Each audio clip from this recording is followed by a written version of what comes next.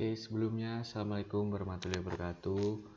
Saya Rangga Kumara Daha, NIM D400.745, ingin mempresentasikan tentang DC chopper tipe bus dan tipe bak dari modul 4, yaitu sebagai pengubah arus DC ke DC dengan parameter menaikkan dan menurunkan tegangan arus DC melalui mode switching menggunakan komponen elektronika daya MOSFET. Dasar teorinya yaitu rangkaian konverter DC-DC sering disebut dengan istilah chopper, merupakan suatu rangkaian yang berfungsi untuk mengubah sumber listrik DC tetap menjadi listrik DC yang dapat dikendalikan dengan metode switching elektronik, pengubah daya DC-DC. Tipe peralihan atau dikenal juga dengan sebutan DC chopper dimanfaatkan terutama untuk penyediaan tegangan keluaran DC yang bervariasi besarnya sesuai dengan permintaan yang beban.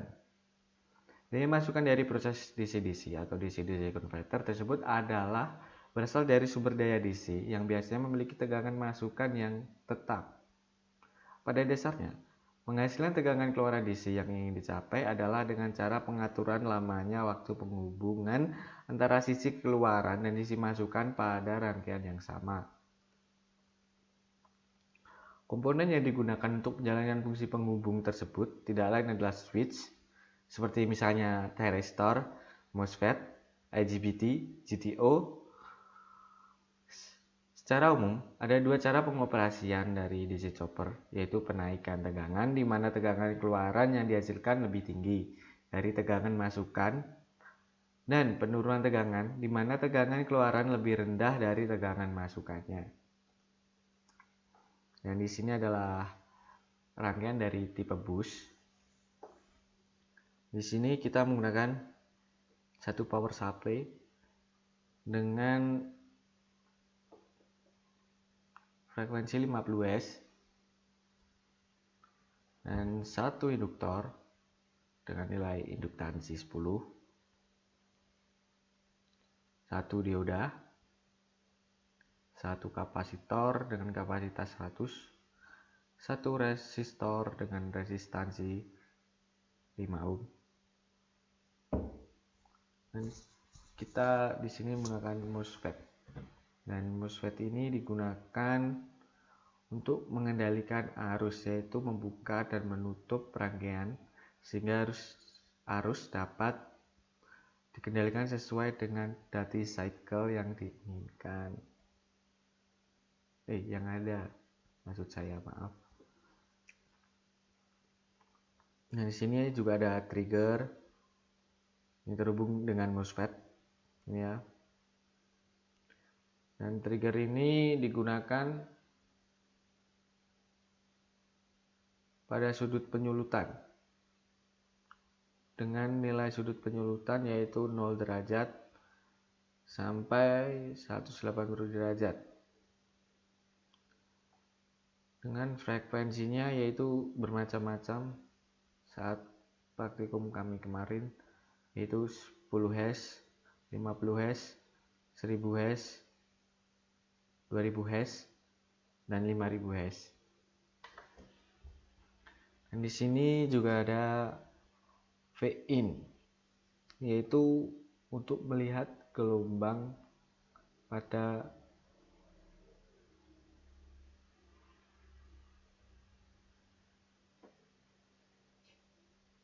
tegangan masukannya.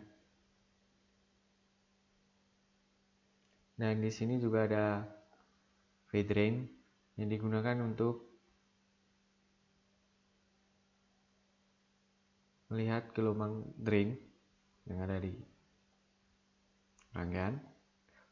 Dan ada V-out yang digunakan untuk melihat gelombang keluaran. Dan terakhir V-gate yang digunakan untuk melihat tegangan gate yang ada di sini, gelombang tegangan gate ini.